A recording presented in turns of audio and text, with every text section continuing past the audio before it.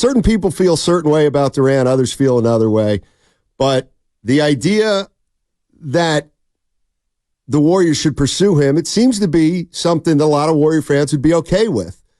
What I'm more interested in is whether or not Durant would want to come back here. My question is, why would he want to come back here?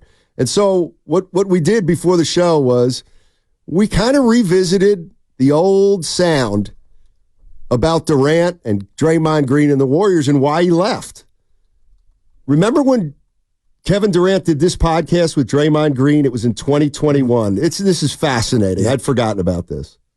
And for my own personal sanity, how much did our argument against the Clippers drive you to ultimately lead the Warriors? It wasn't the argument. It was the way that everybody, Steve Kerr, act like it didn't happen. Bob Myers and tried to just discipline you and think that would put the mask over everything. I really felt like that was such a big situation for us as a group. The first time we went through something like that, we had to get that all out. I remember watching The Last Dance, and when Scottie didn't go into the game, the whole team in the locker room said, Scottie, that was up that you did that. We needed that. We just needed to throw all of that out on the table and say, yo, Dre, K, like, that was up that we even had to go through that. Let's just wipe our hands with that and go finish the task. I don't think we did that, and we tried to dance around it. I just didn't like how all of that, just the vibe between all of that, it just made weird to me. And I'd rather us be who we say we are, family first. Communication is key. Like, we didn't show that, and that's what rubbed me the wrong way more than anything. Oh, my. Can I tell you how I feel? I want to give Kevin Durant a hug right now. And, I mean, my goodness, all I've hitched my wagon to during this whole run, Steiny, was the Warriors culture. And right there's a guy telling you that not just the antagonist, which was Draymond Green, how the whole system act like it didn't happen. And why I'm so passionate about it is the cycle repeated itself with Jordan Poole. Am I wrong to go to default to Jordan Poole, where there was no disciplinary action towards Draymond Green? So it's almost like the Warriors didn't even learn from what Kevin Durant really was bothered by during that fallout with KD, with Draymond. Like, I don't think they've learned from that.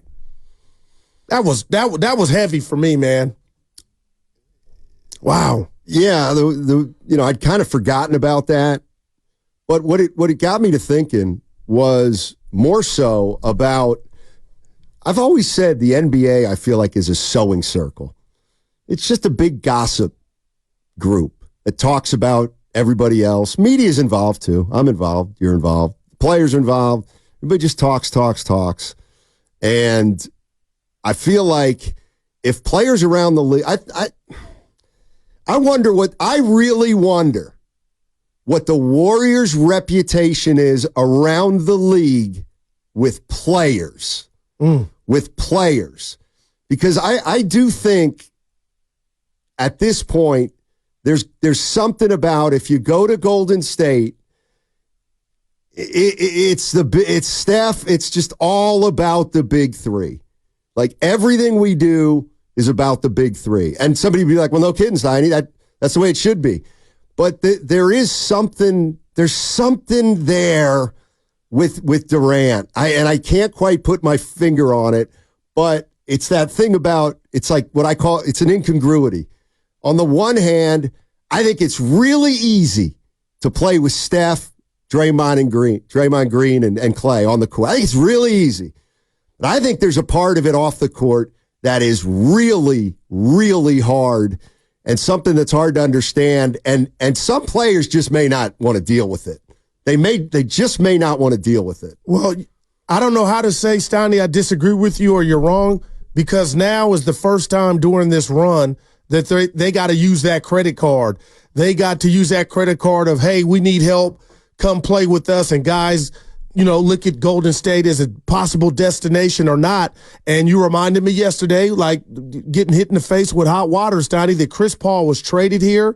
I do wonder about his experience. Nothing popped off during the season outside of the U coaching before the season started. So I don't have the answer to that question, but I will say this about Draymond Green. You didn't ask, but I'm going to tell you all. So you're telling me you're just now getting the answer to that question about Kevin Durant and how much that fight or you two getting into it led to Kevin Durant kicking rocks? Okay, and the word I'm looking at is closure. And then you did the same thing with Klay Thompson. If you really didn't know how he felt about you getting thrown out of games when you had him on the podcast just not too long ago. So we talked about the PG story, and we both didn't like the timing component of it. But I'm gonna say this to that: Draymond's asking questions, and if he's being honest, how the hell are you just now asking these questions and not knowing the answer? Is concerning to me. Who?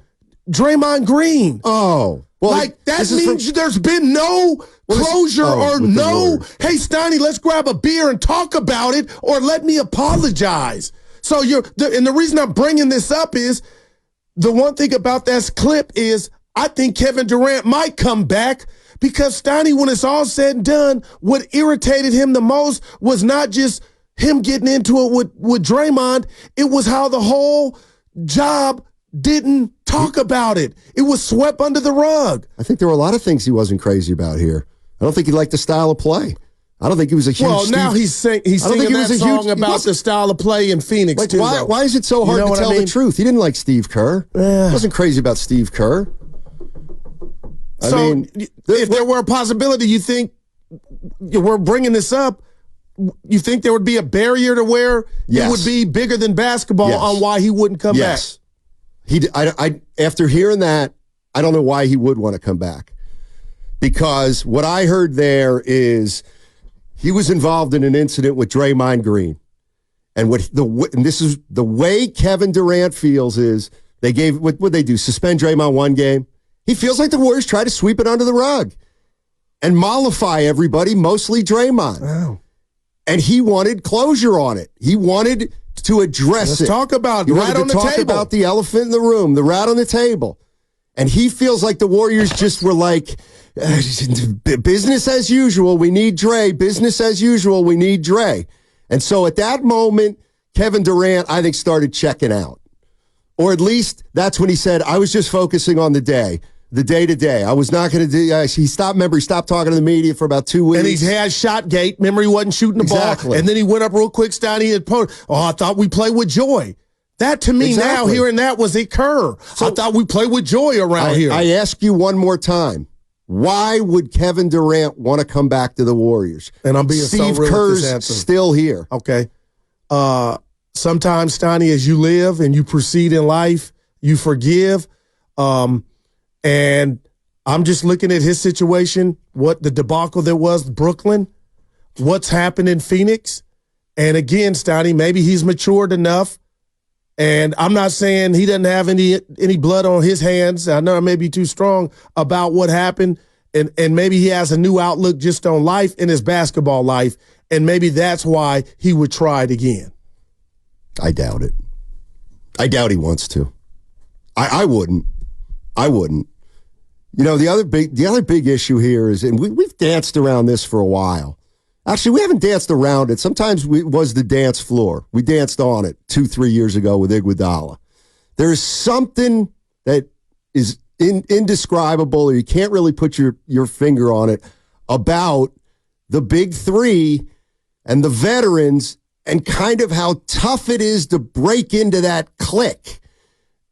And I purposely called it a clique just because we've heard it now over the years that the rookies, you know, there was a disconnect last year between the rookies and the old guys. Mm-hmm. And part of it is just natural. You got 3 or 4 guys that have won 4 titles, and their standards are high. And they're exclusive, and they don't want to let everybody into their club. And if you're a young player and you come onto this team and you think you're better than you are, we're going to put you into your place, and Draymond's going to police it and all those kind of things. And that works fine with some young players. Some aren't going to deal with it, but I'm talking about guys who then come in here. So a guy like who came in here and Kevin Durant, and it's clear that he feels like he couldn't break through into the inner circle of the Golden State Warriors, whoever's in that circle, whether it's the big three and Looney and Kerr and Lacob and Meyer, like it feels like he just didn't think they would let him into the club. And that's why he left. Well, that was well said, but Steiny, it's twofold. We got to be careful, and we don't have to be careful, but the bottom line is we don't know if that's a Warrior problem or that's a Kevin Durant problem. He is a complex. He's a different type of guy. So who's to say Steph could sit up and pull up on us right now and say the door was opened all the time, Guru and Steiny, and he chose not to go in there. Well, whatever. It wasn't. He's saying it wasn't open. Well, whatever happened, they were one of the greatest teams to ever be assembled, on the court. So they had that success, and I guess the bottom line, Steiny, is, some people don't like hanging out at the water cooler or the coffee machine at work. They just want to come and be a part of a team, get that job done, and go home to their family. What if Durant is at that point to where he believes the Warrior gives him that, and he would come, and it's not about, friends and kissing butt and all that kumbaya stuff. Just a thought. Because it hadn't been pretty for him since he's left, Steiny. Yeah, you know what? I think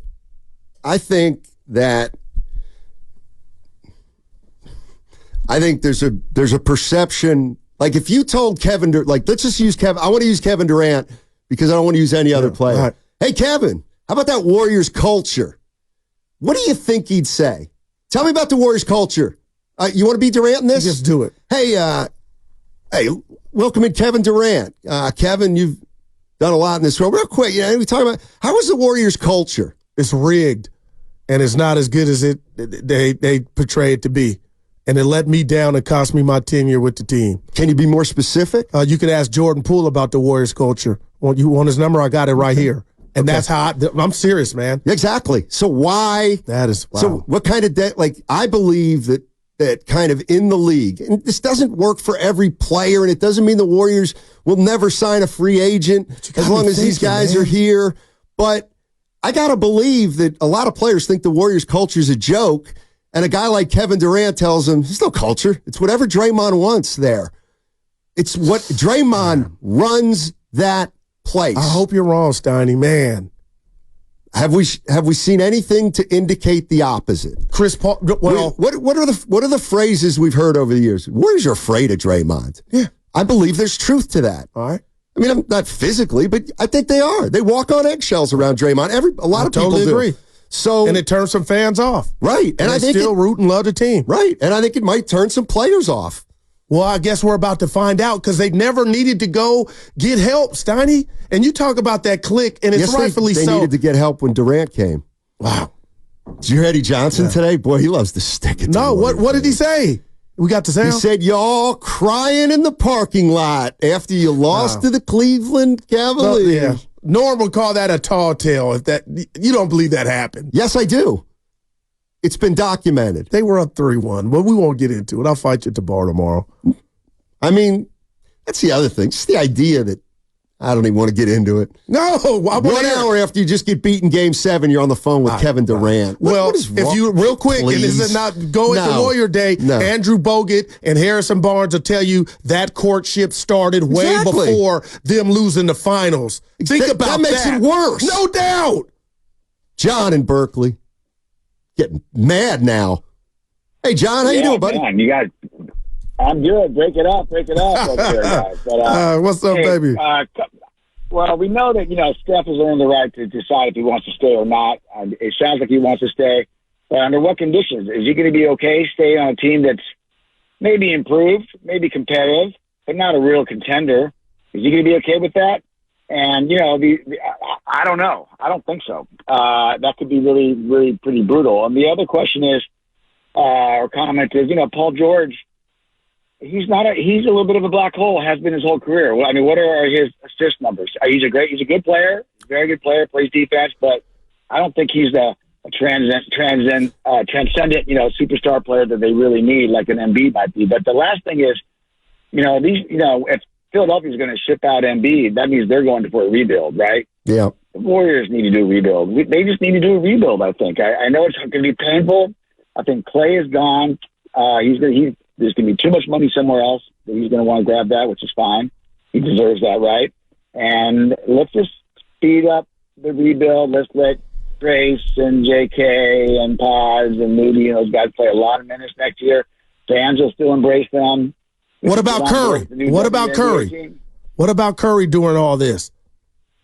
I think Curry will stay and have his moments, and even with those young guys, maybe they'll get a couple of vet minimums, keep the salary cap where it needs to be for Lacob. Maybe they'll be competitive. Maybe they'll dabble with the 6, 7, 8, 9 somewhere in there, and that'll be fun. If Curry's okay with that, again, this is all depending on what Curry wants. But if Curry sees how limited they really are, how handcuffed they are in terms of really trying to turn this roster into a contender, I think Curry might, say, you know what, I'm going to do what I can, but I'm going to be low pressure. I'm going to hang with my family a little more if I need to, rest here or there. I mean, I think that's a real potential scenario we'll see in the next couple of years.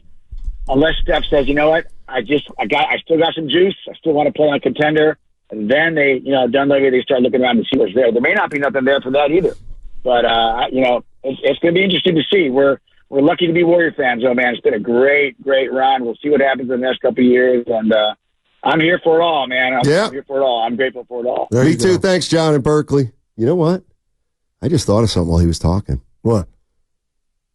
Remember, how yesterday, you were on fire. I came in, my main theme yesterday was Draymond's such a big force.